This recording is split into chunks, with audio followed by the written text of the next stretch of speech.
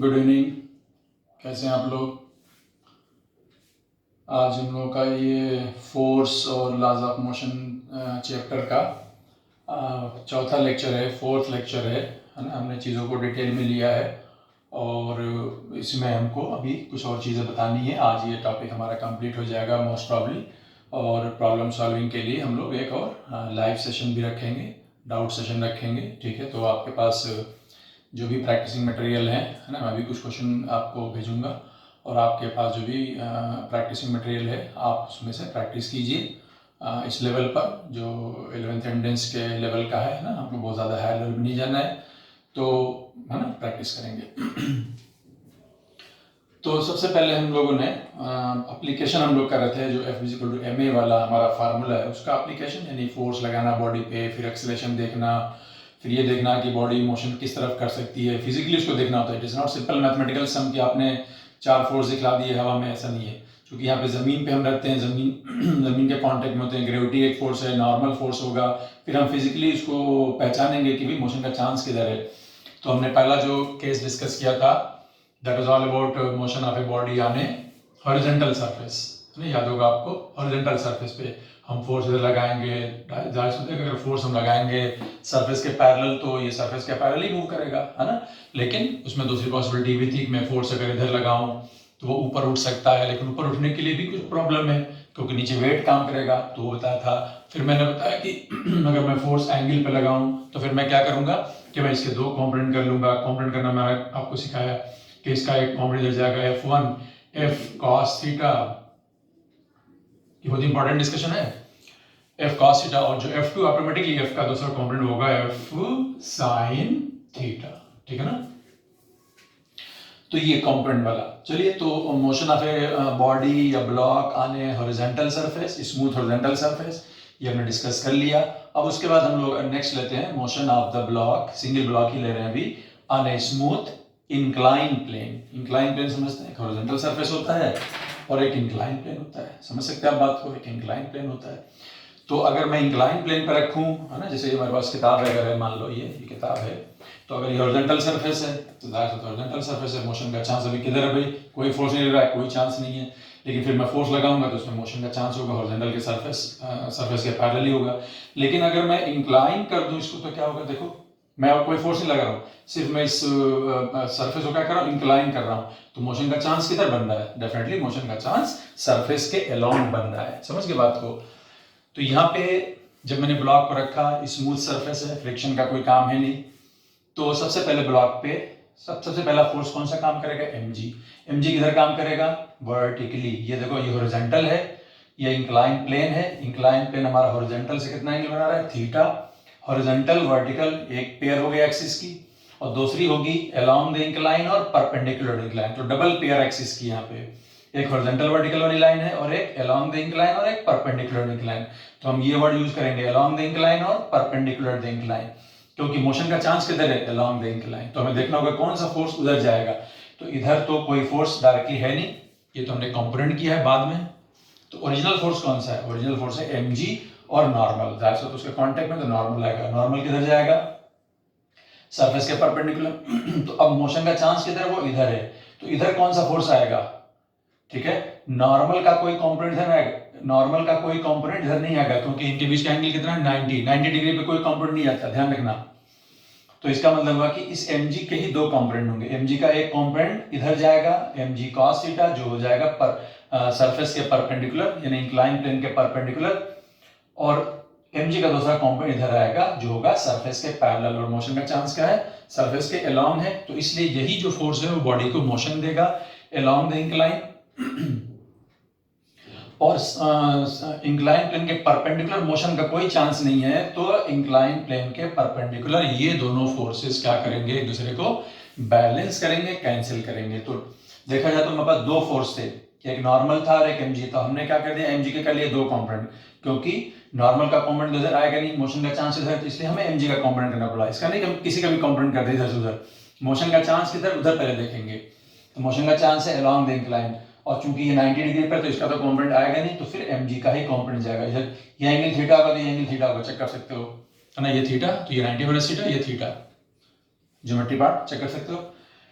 mg के दो component, mg cos theta और mg sin थीटा, और चूंकि मोशन का चांस इस डायरेक्शन में है तो उसके परपेंडिकुलर डायरेक्शन में फोर्सेस बैलेंस करेंगे, मैंने पहले भी आपको समझा चुका हूं। तो n बराबर mg cos थीटा, आपसे पूछा जो नॉर्मल कितना एक्सर्ट हो रहा है, mg cos थीटा, और ये फोर्स ये दोनों बैलेंस हो गए। अब बचा कौन, mg sin थीटा बचा, अनबैलेंस फोर्स बचा, वही बॉडी को नीचे की तरफ मोशन देगा, वही होगा नेट फोर्स बचा हुआ, that is nothing but mg sin theta, and that is equal to ma, f is equal to ma, वहां से आपको आ जाएगा a is equal to g sin theta. तो इस ब्लॉक का जो डाउनवर्ड एक्सेलरेशन होगा वो कितना होगा, g sin थीटा। समझ गए बात को?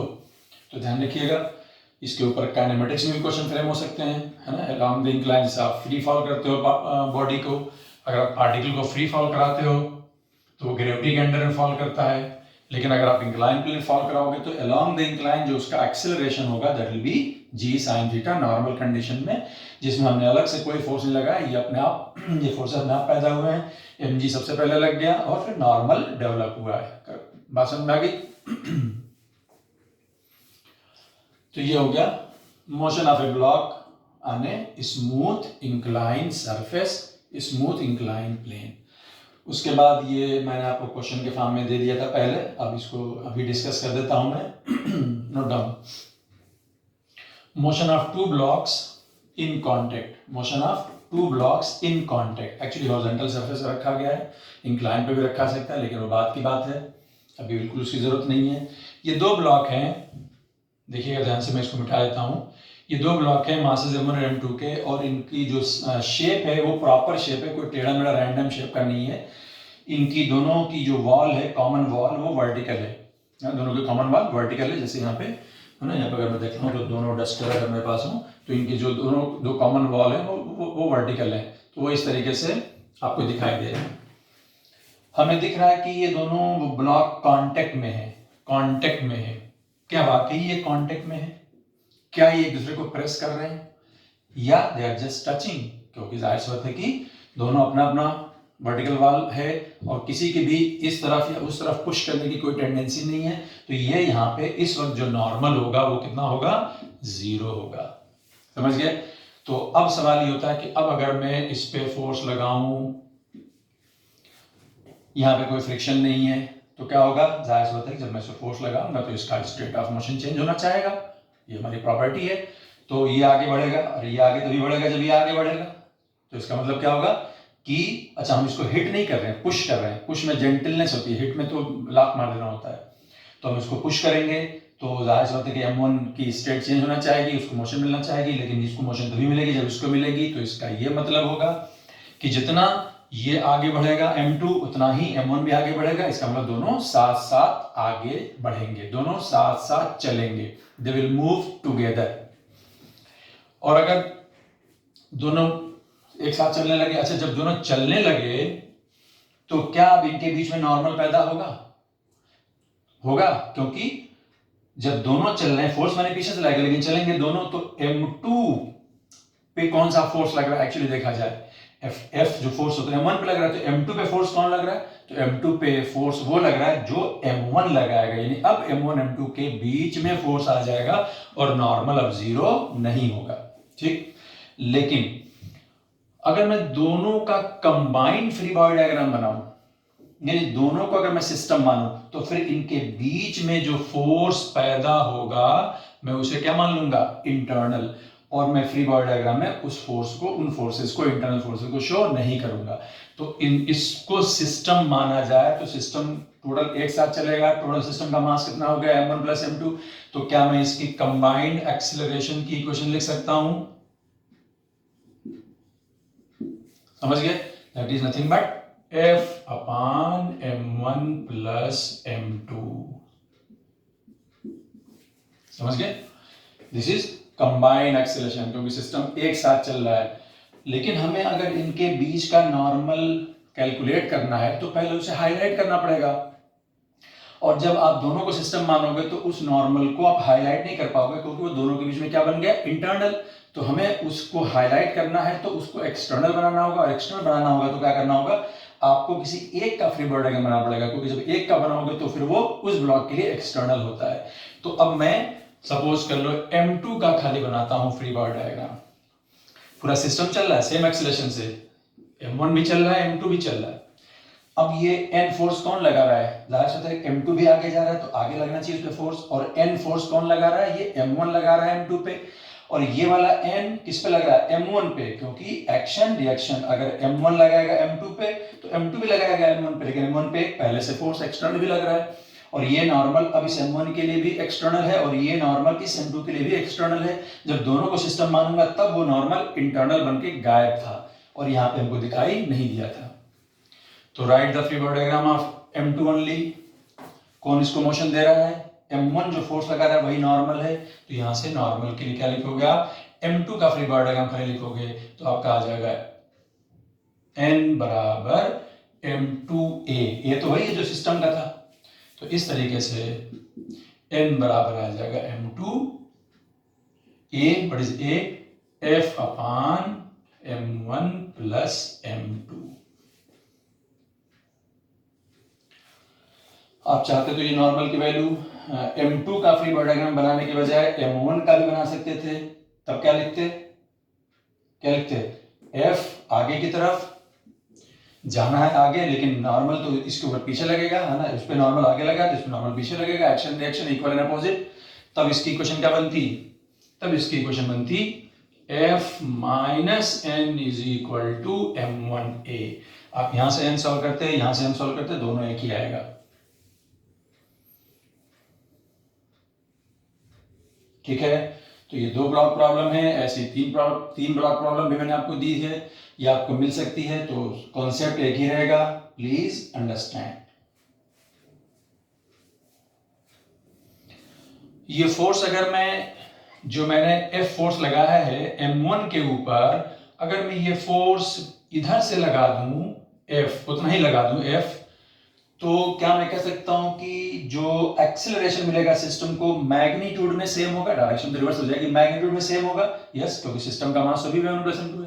लेकिन अब अगर मैं नॉर्मल निकालूंगा इनके बीच का तो वो ये नहीं आएगा, समझ गए ना? अब उल्टा हो जाएगा। अब क्या आएगा? अब आएगा M1F अपान 1/2। ध्यान रखना ना, क्योंकि आप अलग से M1 का फ्री बॉडी डायग्राम बनाओगे, वो उसको नॉर्मल उसको पुश करेगा, तो एक्सेलरेशन का मैग्नीट्यूड चेंज नहीं होगा, लेकिन जो नॉर्मल इनके बीच में डेवलप होगा उसका चेंज हो सकता है, क्योंकि मासेस दोनों के अलग अलग हैं। Take down.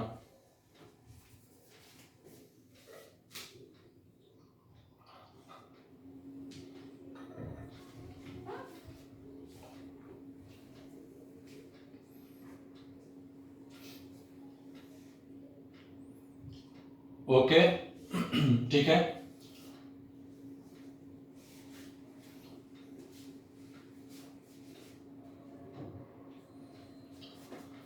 अब हम लोग अभी तक हमने नॉर्मल फोर्स का इन्वॉल्व किया, ग्रेविटी का किया, ठीक है ना? अब हम लोग टेंशन फोर्स का इस्तेमाल करेंगे। टेंशन फोर्स कहाँ पे आता है? जहाँ पे स्प्रिंग और स्ट्रिंग का इस्तेमाल होता है। ये पार्ट मैं आपको शुरू में बता चुका था, मैं दोबारा बता रहा हूँ। स्प्रिंग का केस अभी हम लोग नहीं ले रहे हैं। स्ट्रिंग जो है, स्ट्रिंग उसको बोलते हैं, उसको रोप बोलते हैं, ठीक है? रोप आमतौर से बोलते हैं जब वो थोड़ा हैवी होती है, उसका मास होता है। इस स्ट्रिंग बोलते हैं, थ्रेड बोलते हैं, आमतौर से मासलेस होती है। तो स्ट्रिंग 2 टाइप की हो सकती है, मासलेस या उसका मास भी हो सकता है। मासलेस होना थ्योरेटिकल आइडिया है, हमको बता दिया कि मासलेस है तो मान लेंगे। तो उसमें सबसे पहली बात जो बताई गई थी वो क्या थी कि अगर स्ट्रिंग मासलेस है तो ये पक्का श्योर है कि उसमें हर जगह टेंशन सेम होगी। समझ गए? ये आप समझ सकते हो। और अगर स्ट्रिंग में मास है तो फिर टेंशन उस स्ट्रिंग में अलग अलग जगहों पे, अलग अलग पॉइंट्स पे अलग अलग होगी। ठीक, तो आपको पहले बताया था। बताओ भाई, यहाँ पे अगर सिंपली मैंने मासलेस स्ट्रिंग से एक ब्लॉक सस्पेंड कर दिया तो इसके अंदर कितनी टेंशन है? तो जाहिर सी बात है टेंशन होगी स्ट्रिंग में, लेकिन उसको कैलकुलेट करने के लिए मुझे ब्लॉक का फ्री बॉडी डायग्राम लिखना पड़ेगा। तो ये ब्लॉक सस्पेंडेड है, स्ट्रिंग इनएक्सटेंसिबल है, खींचने वाली नहीं है। तो इसमें सबसे पहले कौन सा फोर्स काम करेगा? mg। और चूंकि ये इक्विलिब्रियम में, ये रेस्ट में है, तो इस mg को कोई बैलेंस करेगा, और ये बैलेंस कौन कर रहा है? टेंशन। टेंशन लग रही है टेंशन पैदा हो रही है स्ट्रिंग में लेकिन लग रही है ब्लॉक पे, और ये ब्लॉक का फ्री बॉडी डायग्राम है, एक फोर्स ऊपर एक फोर्स नीचे, दोनों एक दूसरे को कैंसिल कर देंगे एंड टेंशन की वैल्यू कितनी आ गई, T is equal to mg। यहाँ पे हर जगह टेंशन सेम है, ये कैसे समझाएं? उसके लिए पहले आप मानो कि अगर स्ट्रिंग मासलेस ना हो, ये स्ट्रिंग का मास हो, मैं इसको न्यूमेरिकल फॉर्म में बना देता हूँ, ठीक है। यहाँ पे g की वैल्यू 10 ले लूंगा, ठीक। ये ब्लॉक है जिसका मास है 5 kg, ये स्ट्रिंग है जिसका टोटल मास है सपोज करो 2 kg, हैवी रोप है हमारे पास, 5 kg का ब्लॉक हमने सस्पेंड कर रखा है। अब मैं ये बताना चाहता हूँ, फिर से मैं पहले दोबारा बता रहा हूँ कि यहाँ पे टेंशन हर जगह अलग अलग आएगा। मान लो मैं पूछना चाहता हूँ यहाँ पे टेंशन कितना है, तो अगर आपको टेंशन यहाँ निकालना है तो आप क्या करना, आप इतने पार्ट का फ्री बॉडी डायग्राम बनाओ। इस पार्ट में सिर्फ ब्लॉक आया है, स्ट्रिंग का कोई हिस्सा नहीं आया, लेकिन फिर भी जहाँ पे स्ट्रिंग ब्लॉक से बंधी वहां पे टेंशन है, और वो जाहिर सी बात है कि मैं सिर्फ इतने पार्ट का फ्री बॉडी डायग्राम बनाऊंगा तो नीचे कौन सा फोर्स काम करेगा, कैपिटल mg, कितना आ गया, मान लो 50 न्यूटन। तो अब इस ब्लॉक का मैंने फ्री बॉडी डायग्राम बनाया है, तो मैंने स्ट्रिंग का कोई हिस्सा नहीं लिया क्योंकि मुझे यहीं का टेंशन निकालना है, तो टेंशन यहाँ पे भी है और वो किधर काम करेगी, ऊपर की तरफ, ये होगा T1, और चूंकि ये इक्विलिब्रियम में है तो T1 बराबर 50 न्यूटन। अब अगर मान लो मैं मिडिल पॉइंट ले लूं आसानी के लिए, जस्ट मिडिल पॉइंट यहाँ का टेंशन निकालना है, तो अब क्या किया जाना चाहिए, इसको आप T2 कह दो। क्या किया जाना चाहिए, आप जो है क्या कीजिए कि आप इतने पार्ट का फ्री बॉडी डायग्राम बनाओ, ये हटा दो, भूल जाओ इसको, ठीक है ना, भूल जाओ इसको। इतने पार्ट का फ्री बॉडी डायग्राम बनाओ, तो इतने पार्ट का फ्री बॉडी डायग्राम बनाओगे तो क्या होगा, यहाँ पे इसका मास 5 और ये मिडिल पॉइंट आपने लिया है, यूनिफॉर्म रोप है, तो अगर टोटल जो भी लेंथ है तो टोटल का अगर मास है 2 kg, तो इतने पार्ट का मास कितना होगा, इस स्ट्रिंग का खाली 1 kg। तो देखा जाए तो अब टोटल वेट इतने पार्ट का कितना हो गया, that is basically 6 into G, that is 60। और इतने पार्ट के वेट को कौन बैलेंस करेगा, नीचे जाने से कौन रोकेगा, यहां का टेंशन। तो अब T2 बराबर कितना आ जाएगा, सॉरी, अब T2 बराबर कितना आ जाएगा, 6 into G, that is 60 newton. समझ गए? अब यहाँ पे क्या होगा, मैं इतने पार्ट का लूं तो उसका वेट, इतने पार्ट का लूं तो उसका वेट क्या होगा, क्योंकि ये स्ट्रिंग क्या है, मासलेस है, इसलिए पूरी स्ट्रिंग में जगह टेंशन क्या होता है, सेम।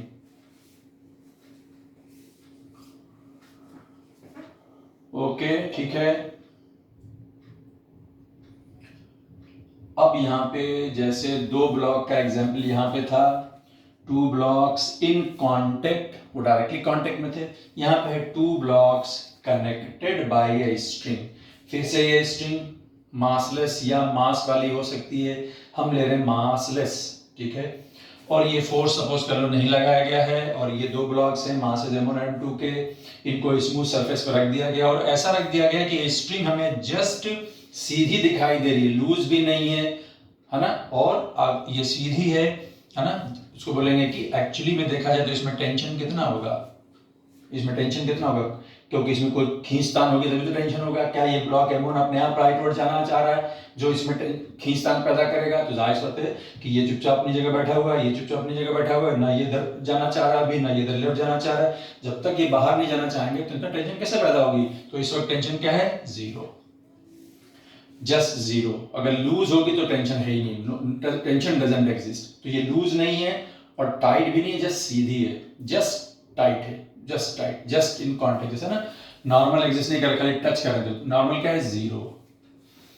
अब अगर मैंने इस पर फोर्स लगा दिया, ये स्ट्रिंग इनएक्सटेंसिबल है, खींचने वाली नहीं है, तो क्या होगा, जब मैं इस पर फोर्स लगाऊंगा तो ये बढ़ना चाहेगा आगे, इसका स्ट्रेट चेंज होना चाहेगा, लेकिन ये पीछे से बंधा हुआ है, तो बोलो मैं भी चलूंगा भाई, साथ साथ में जाऊंगा मैं, तो जैसे ये आगे बढ़ेगा ये भी आगे बढ़ेगा, एक्चुअली दोनों साथ साथ आगे बढ़ेंगे। जब साथ साथ आगे बढ़ेंगे तो दोनों का एक्सीलरेशन क्या होगा, सेम, कंबाइंड एक्सीलरेशन। और अच्छा, जब कंबाइंड एक्सीलरेशन में दोनों साथ साथ चल रहे होंगे तो कंबाइंड एक्सीलरेशन आएगा कितना, तो मैं पूरे सिस्टम को, दोनों को एक सिस्टम मान लूं, स्ट्रिंग मासलेस है ना, अगर इसका भी मास होता तो मैं उस पूरे सिस्टम उसका भी मास ले लेता, तब टोटल मास कितना होता है, M1 plus M2 plus M, ठीक है ना। लेकिन यहाँ पे मास नहीं दिया हुआ, आसानी है, तो what is the combined acceleration, combined acceleration हो जाएगा F upon M1 plus M2, सही बात। जब ये सिस्टम चल रहा है, जब सिस्टम दोनों चल रहे हैं, तो क्या उस वक्त स्ट्रिंग में टेंशन होगी? तो सवाल ये होता है टेंशन क्यों नहीं होगी? क्योंकि फिर मैं आपसे पूछूं कि M2 को कौन खींच के लेके जा रहा है? फोर्स F तो M1 पे लगाएगा, तो जाहिर सी बात है M2 को खींच के कौन लेके जा रहा है? जो इसमें टेंशन है, ये टेंशन M2 पे आगे लगेगी क्योंकि M2 आगे जा रहा है, और एक्शन रिएक्शन के पॉइंट ऑफ व्यू से यही टेंशन M1 पे किधर लगेगी? पीछे। तो अगर मैं खाली M2 का फ्री बॉडी डायग्राम अलग से बनाऊं तो ये T उसको खींच रहा है, और T अगर M2 पे राइट लगेगा तो वही T M1 पे लेफ्ट लगेगा, चूंकि स्ट्रिंग मासलेस है इसलिए हर जगह टेंशन सेम है, यहाँ पे हो चाहे यहाँ पे हो। लेकिन एक्शन रिएक्शन की वजह से अगर इस पे राइट है तो इस पे लेफ्ट होगा। तो खाली इसका इक्वेशन लिखूं, दोनों एक साथ चल रहे हैं सेम एक्सेलरेशन से, तो सिर्फ इसकी इक्वेशन क्या आएगी? किसकी? M2 की। क्या आएगी? T is equal to M2A। और अगर मैं खाली इसकी इक्वेशन लिखना चाहूं तो क्या आएगी? राइट और जा रहा है सेम एक्सेलरेशन से, तो क्या लिखा जाएगा? F आगे T पीछे, तो F minus T is equal to M1A। यहां से आप T के लिए सॉल्व कर सकते हो। ये तो आप डायरेक्टली भी लिख सकते थे, और चाहते तो आप यहां से A के लिए सॉल्व करते, दो इक्वेशन आ गई आपके पास, और F नोन है, T और A दोनों के लिए सॉल्व कर सकते हो, या खाली M2 का लिख देते तो A आपको ऑलरेडी पता है और आपको T की वैल्यू आ जाती है M2A। A is F upon M1 plus M2। इस तरीके की प्रॉब्लम 3 ब्लॉक के लिए भी फ्रेम कर सकता है कोई।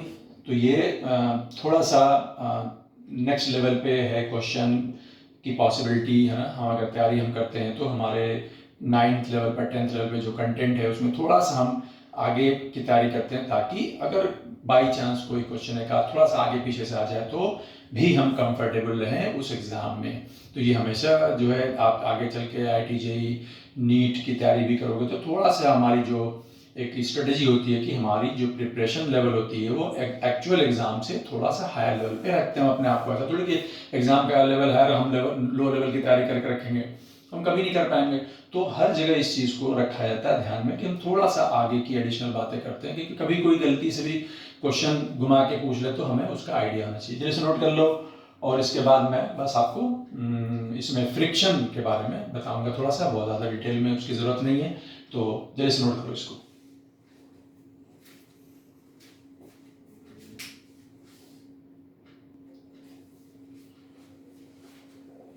So as I told you, laws of motion में हम लोगों ने अभी तक जो भी इलस्ट्रेशन लिए, जो भी एग्जाम्पल लिए, वहाँ पे हमने बार बार यूज किया सरफेस की बात जहाँ तक आई थी, हमने बोला smooth surface that was actually frictionless surface. लेकिन प्रैक्टिकली है ना सरफेसेस में क्या होता है, सरफेसेस के बीच में फ्रिक्शन काम करता है। वो कैसे हम उसको समझाते हैं और वो क्यों होता है वगैरह वगैरह बातें बताएंगे, बात करेंगे यहाँ पे। तो please put that in friction, इसको सिंपली हम लोग बोलेंगे फ्रिक्शन या फोर्स ऑफ फ्रिक्शन या फ्रिक्शनल फोर्स, ठीक है ना। अब बाद में हम लोग और भी नाम इसको दे सकते हैं, लेकिन बर वक्त यही नाम रहेंगे। सबसे पहले डेफिनेशन, और डेफिनेशन में कुछ टेक्निकल टर्म्स हैं, उन टेक्निकल टर्म्स को समझने की कोशिश कीजिएगा तो आपको जो है टॉपिक की समझ ज़्यादा अच्छे से आएगी। तो सबसे पहले definition, note down, when two bodies है ना, दो बॉडीज हैं, they are in contact. When two bodies are in contact, अच्छा बॉडीज के सरफेस ही कांटेक्ट में आते हैं सबसे पहले, तो बॉडीज कांटेक्ट में, सरफेसेस कांटेक्ट में, दोनों बातें एक ही हैं। When two bodies are in contact, ये जो वर्ड कांटेक्ट है ये वही वाला कांटेक्ट वर्ड है जो मैंने सबसे पहले समझाया था कि ये कांटेक्ट वर्ड तभी पैदा होता है जब वो एक दूसरे को प्रेस करते हैं, यानी उनके बीच में नॉर्मल पैदा होगा। यानी फ्रिक्शन तभी पैदा होगा जब उनके बीच में नॉर्मल होगा। अगर नॉर्मल ही नहीं होगा उनके बीच में कांटेक्ट ही नहीं होगा, खाली वो टच कर रहे होंगे तो नॉर्मल ही पैदा नहीं होता, नॉर्मल जीरो होता, फ्रिक्शन भी पैदा नहीं होगा, फ्रिक्शन जीरो रहेगा। तो when two bodies are in contact, contact word का मतलब नॉर्मल फोर्स ऑलरेडी एग्जिस्ट करेगा। When two bodies are in contact, तो पहली कंडीशन है कि कांटेक्ट होना चाहिए। अब दूसरी शर्त है क्या, and there is relative motion, there is relative motion, एक दूसरे के रेस्पेक्ट में मूव करना है ना, एक दूसरे के ऊपर स्लिप करना। When there is relative motion or tendency of relative motion. कई बार ऐसा होगा कि रिलेटिव मोशन हमको नहीं दिख रही है, बॉडी एक दूसरे के रेस्पेक्ट में एक दूसरे के ऊपर स्लिप नहीं कर रही, लेकिन स्लिप करने की टेंडेंसी है, वो हम समझेंगे। तो टेंडेंसी भी होगी तो भी फ्रिक्शन काम कर रहा है, समझ गए ना। तो रिलेटिव मोशन प्रॉपर हो जाए, स्लिप कर जाए एक दूसरे के ऊपर या स्लिप करने की टेंडेंसी है, तब भी फ्रिक्शन काम करेगा। तो दो वर्ड है, एक है रिलेटिव मोशन हो रही है प्रॉपर, और दूसरा है सिर्फ टेंडेंसी है। हम देखेंगे टेंडेंसी कैसे पहचानी जाएगी। सो दोनों बातें आ गई बस। When two bodies are in contact and there is relative motion or tendency of relative motion between them, between the two bodies, then a force develops between them. तब उनके बीच में एक और फोर्स पैदा होता है नॉर्मल के अलावा। then a force develops between them, ये between का शॉर्ट फॉर्म लिखा हुआ है। in a direction, और वो जो फोर्स पैदा होगा उसकी डायरेक्शन क्या होगी? नॉर्मल किधर होता है? सरफेस के परपेंडिकुलर। लेकिन अब जो ये फोर्स पैदा होगा वो होगा in a direction parallel to surfaces. Normal था, परपेंडिकुलर, दोनों कांटेक्ट फोर्स हैं, दोनों कांटेक्ट फोर्स है, नॉर्मल भी और फ्रिक्शन, लेकिन दोनों की कंडीशन में फर्क आ रहा है। In a direction parallel to surfaces of contact, parallel, tangential, normal और टेंजेंशियल, मालूम है ना? This is called frictional force. This is called frictional force. ये फ्रिक्शनल फोर्स होगा, समझ गया ना? और जाहिर सी बात है फ्रिक्शनल फोर्स काम करने में पहले तो बॉडी का नेचर ऐसा हो जो फ्रिक्शन काम करे। तो नेचर जो वर्ड है उसको समझाया गया यहाँ पे, किससे? नेचर उसका ऐसा होगा, और वो नेचर की जो पहचान है वो किससे पहचान है? उसकी पहचान है रफनेस से। जो सरफेस है वो रफ है ना, सरफेस एकदम फ्लैट स्मूथ नहीं है, उसके अंदर इरेगुलरिटीज हैं। माइक्रो लेवल पे देखा जाए तो चीजें एकदम 100% फ्लैट नहीं है, स्मूथ नहीं है, इरेगुलरिटीज हम बोल सकते हैं। रफनेस इज द वर्ड, ठीक है। तो ये तो नेचर हो गया, नेचर पे डिपेंड करेगा। तो कांटेक्ट होना चाहिए, रिलेटिव मोशन होना चाहिए और रफनेस होनी चाहिए, तीन चीजें। कांटेक्ट होना चाहिए, रिलेटिव मोशन हो या उसकी टेंडेंसी हो, और रफ हो। नहीं, रफ नहीं होगा तो सब बेकार है। रिलेटिव मोशन हो ना हो, कांटेक्ट भी हो, कोई दिक्कत नहीं, फ्रिक्शन काम ही नहीं करेगा। तो अभी तक हमने फ्रिक्शनलेस सरफेस लिए थे इसी तरीके से। दो तीन पॉइंट मैंने यहाँ पे और मार्क कर दिए इस क्या बोलते हैं फ्रिक्शनल फोर्स के बारे में, एक आध और बढ़ा सकता हूँ इसमें मैं। तो सबसे पहली बात तो ये कि the direction is opposite to relative motion. जैसे अगर ये दोनों हाथ हैं तो अब रिलेटिव मोशन में ये हाथ मान लो रुका हुआ है, अब ये आगे बढ़ना चाह रहा है, तो इसके रेस्पेक्ट में रिलेटिव मोशन आगे है, तो जाहिर होता है फ्रिक्शन इस पे पीछे, अब अपोजिट टू रिलेटिव मोशन। लेकिन जो फ्रिक्शन एक्शन रिएक्शन के हिसाब से इस पे पीछे काम करेगा, वही फ्रिक्शन इस पे किधर काम करेगा? आगे काम करेगा। तो अगर इसके रेस्पेक्ट में इसकी टेंडेंसी आगे है तो इसके रेस्पेक्ट में इसकी टेंडेंसी पीछे है। ये रिलेटिव मोशन का फंडा है, थोड़ा सा आपको समझने की कोशिश करनी चाहिए। The direction is opposite to relative motion. इसी को बोलते हैं हम लोग कि frictional force oppose relative motion. Please mark this point, frictional force oppose relative motion, है ना? ये भी लिख लो, frictional force always oppose relative motion, है ना? It does not always oppose motion. It does not always oppose motion. ये motion को हमेशा अपोज नहीं करेगा, ये बात आपको कंट्राडिक्टी नहीं होनी चाहिए। मैं इसको टाइम लेके समझाऊंगा, ठीक है ना? हाँ, मैं इसको टाइम लेके समझाऊंगा। अभी बात मान लो, it does not always oppose motion, it can support motion but it always oppose relative motion। ठीक, मैं इसको एग्जांपल देकर आपको समझाऊंगा। और ये बॉडीज के एरिया ऑफ कांटेक्ट पे डिपेंड नहीं करता। ये क्वेश्चन आपसे पूछा जाएगा, क्या frictional force area of contact पे डिपेंड करता है? नॉर्मल एरिया ऑफ कांटेक्ट पे डिपेंड करता है? नहीं करता। और it depends upon the nature of the surface, that is roughness. तो अब मैं आपको समझा दूं कि it does not always oppose motion, rather it can support motion also. तो इसका मैं आपके सामने एक एग्जांपल रखता हूं, ठीक है? ये डेफिनेशन नोट हो गई, डेफिनेशन नोट हो गई, ठीक है? तो इसका मैं एक एग्जांपल रखता हूं आपके सामने कि जब हम लोग जमीन पे वॉक करते हैं तो बेसिकली फ्रिक्शन हमको हमारे मोशन को सपोर्ट करता है या अपोज?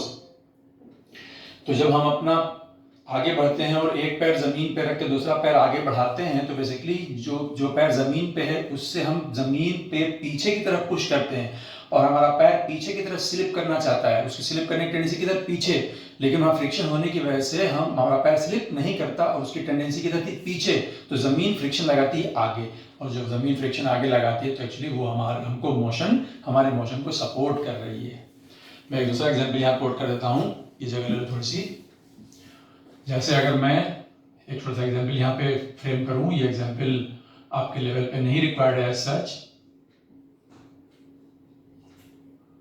जैसे मान लीजिए कि ये कोई ट्रॉली है, कोई ट्रॉली है, इस ट्रॉली के ऊपर कोई सामान बेचते हैं लोग, सब्जी वगैरह बेचते हैं, तो ट्रॉली पे कोई सामान रखा हुआ है, ध्यान से देखना। तो अब ये ट्रॉली वाला इस ट्रॉली को खींच के लेके जा रहा है, तो सवाल ये होता है कि ये जो सामान है उसका सब्जी है, जो कोई बैग है, थैला जो भी, तो ये भी हम देखेंगे कि वो ठेले को जब खींच के ले जाता है तो वो थैला भी उसके साथ साथ जा रहा है आगे। तो सवाल ये होता है कि ये आदमी तो अपनी ट्रॉली को खींच रहा है, तो इस थैले को कौन लेके जा रहा है आगे?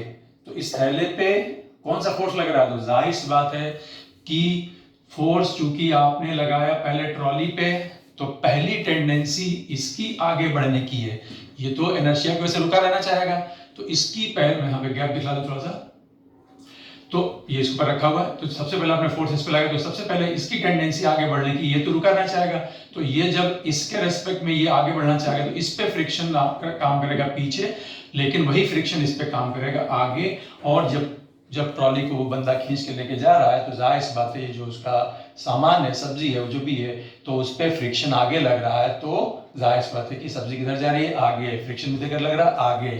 तो इसका मतलब क्या हुआ कि फ्रिक्शन यहाँ पे मोशन को सपोर्ट कर रहा है, लेकिन रिलेटिव मोशन को अपोज करेगा, क्योंकि इसकी टेंडेंसी अगर आगे जाने की है तो इसके रेस्पेक्ट में इसकी टेंडेंसी पीछे की होगी, और फ्रिक्शन आगे, तो फ्रिक्शन हमेशा लगेगा opposite to relative motion.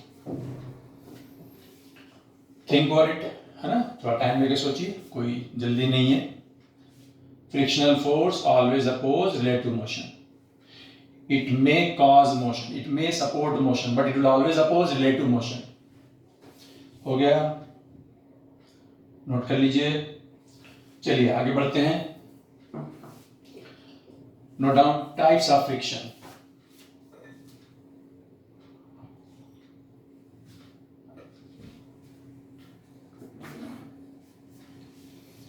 Types of friction,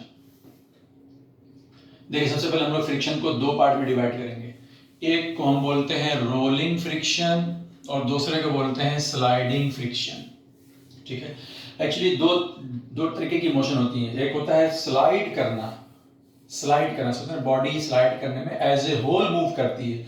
rolling की कंडीशन अगर आप देखेंगे, अगर यहाँ पे मेरे पास कोई बॉडी रोल कर रही है, तो जब रोल करती है बॉडी तो उसकी जो मोशन होती है उसमें आप देखोगे कि रोलिंग करते वक्त जो पॉइंट ऑफ कांटेक्ट है, जो सरफेस से कांटेक्ट में, वो स्लिप नहीं करता, समझ गए? वहां पर स्लिप नहीं करता। जबकि स्लाइडिंग मोशन में क्या होता है? बॉडी एज ए होल आगे बढ़ती है और स्लिप करने का केस होता है। तो रोलिंग अपने आप में एक कंप्लीट डिस्कशन है, बाद में आपको 11th के सिलेबस में आएगा, लेकिन बर वक्त अब बात चूंकि हमने मेंशन कर दिया है तो सिर्फ इतना ही बताना है कि रोलिंग हम जानते हैं पहिया रोल करता है, व्हील रोल करता है, लेकिन उसमें बहुत डिटेल है बातचीत में। तो स्लाइडिंग मोशन में body as a whole slip करके आगे बढ़ेगी, और यहाँ पे बेसिकली जब रोलिंग मोशन हो रही होती है तो यहाँ पे बॉडी आगे बढ़ती है, लेकिन पॉइंट ऑफ कांटेक्ट जो है वो यहाँ पे स्लिप नहीं करता। आपको ये सोचना होगा, समझना होगा। बहरहाल रोलिंग फ्रिक्शन एक अलग टाइप का फ्रिक्शन है, स्लाइडिंग फ्रिक्शन से डिफरेंट है। इसका क्या कॉज है हम यहाँ पे नहीं मेंशन कर रहे हैं, लेकिन अगर सिर्फ आपको डेफिनेशन मेंशन करनी है तो आप बता सकते हो। Take down the friction which acts on a body when the body is in pure rolling. Pure rolling वही कहते हैं जहां पे उसका पॉइंट ऑफ कांटेक्ट जो है ना वो सरफेस पे स्लिप ना करे, उसी को बोलते हैं pure rolling. When the body is in pure rolling without an external force. अगर मैं एक्सटर्नल फोर्स लगा दूंगा तो क्या होगा कि पॉइंट ऑफ कांटेक्ट के स्लिप करने का चांस बन जाएगा, और जैसे स्लिप करने का चांस बनेगा फिर फ्रिक्शन रोलिंग से क्या हो जाएगा? रोलिंग से वो स्लाइडिंग टाइप का बन जाएगा, स्लिप करने का चाह रहा है। समझ रहे बात को? हाँ, स्लिप करना चाहने लगा, तो स्लिप करना चाहने लगेगा। फिर स्लिप करना तभी चाहेगा जब आप कोई फोर्स लगाओगे, तब वो स्लिप करना चाहेगा। तो इसीलिए मैंने कहा कि अगर मैंने कोई फोर्स नहीं लगाया, जैसे मान लो पहिया कोई है, मैं उसको अपने हाथ से ऐसे रोलिंग दे दूं, वो सरफेस रोल करता चला जाएगा। फिर भी मैं देखता हूँ कि उसका मोशन क्या होता है, धीरे धीरे रिटार्ड होता है, तब मैं कहूंगा कि भाई मैंने तो अलग से कोई और फोर्स नहीं लगाया, तो उसमें जो फ्रिक्शन काम करेगा वो रोलिंग करेगा। ये बहुत डिटेल में डिस्कशन होगा 11th के सिलेबस में, ठीक है ना? तो अभी इसके बारे में परेशान होने की जरूरत नहीं है। हमें मेनली कंसंट्रेट करना है स्लाइडिंग। स्लाइडिंग स्लिप करने वाला, बॉडी एक सरफेस पे स्लिप करना चाहती है। स्लाइडिंग फ्रिक्शन को फर्दर हम लोग डिवाइड करेंगे यहाँ पे 3 टाइप का। इन 3 टाइप में बेसिकली ये दोनों एक ही कैटेगरी में आ जाएंगे फाइनली, और ये एक अलग नाम है। स्टैटिक का मतलब होता है रुका हुआ, और काइनेटिक का मतलब मूव करता हुआ। लिमिटिंग कंडीशन आपको समझा देंगे। लिमिटिंग है, लिमिट होती है किसी चीज की, लिमिटिंग वर्ड है। तो please take down the definition of static friction. Static friction और लिमिटिंग फ्रिक्शन दोनों आपस में रिलेटेड है, वो यहां पे आ जाएगा अपने आप। सीधा definition take down, the friction which acts between two bodies when there is no relative motion between them, उनके बीच में रिलेटिव मोशन नहीं है। जैसे मैंने आपको समझाया कि ये ठेला गाड़ी लेके जा रहा है, सामान उसका यहाँ पे रखा हुआ है, ये इसको लेके जा रहा है और ये बैग उसके साथ साथ जा रहा है, बैग उसके साथ साथ जा रहा है, इनके बीच में कोई रिलेटिव मोशन नहीं है, तो भी फ्रिक्शन काम कर रहा है। क्योंकि मैं पूछूंगा ना भाई इस बैग को कौन सा फोर्स लेके जा रहा है, दैट वाज फ्रिक्शन, तो डेफिनेटली इनके बीच में कोई रिलेटिव मोशन नहीं है। ऐसा नहीं कि ठेला गाड़ी आगे बढ़ गया वो वहीं रह गया तो रिलेटिव मोशन हो गई। तो अगर दोनों साथ साथ जा रहे हैं फिर भी उसमें फ्रिक्शन काम करेगा, वो स्टैटिक फ्रिक्शन होगा, क्योंकि रिलेटिव मोशन नहीं हो रही, टेंडेंसी है। टेंडेंसी को समझाया जा सकता है, टेंडेंसी है।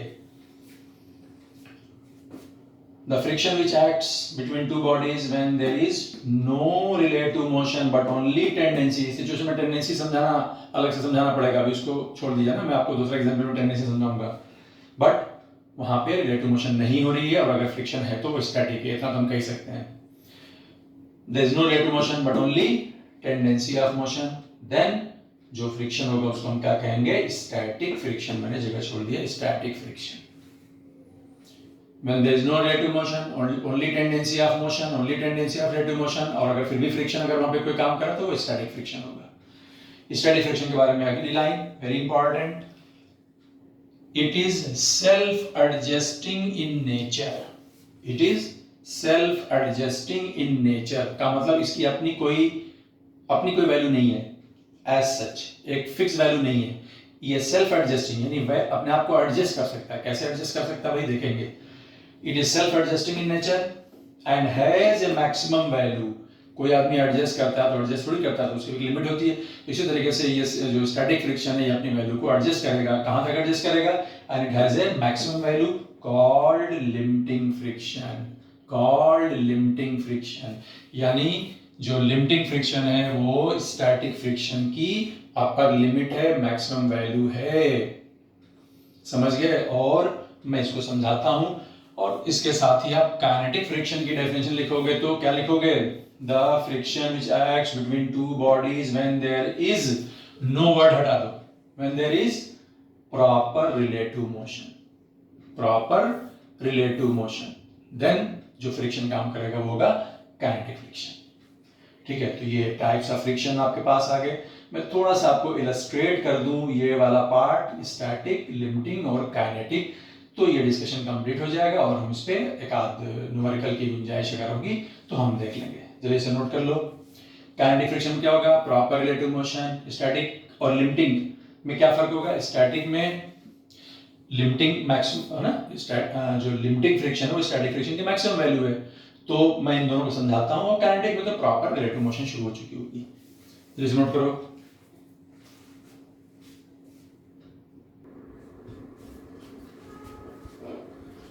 देखिए तो स्टैटिक, लिमिटिंग और काइनेटिक, एफएस, एफएल, एफके, इनके रिलेशन को समझाने के लिए मैं इलस्ट्रेशन यहाँ पे ले रहा हूँ।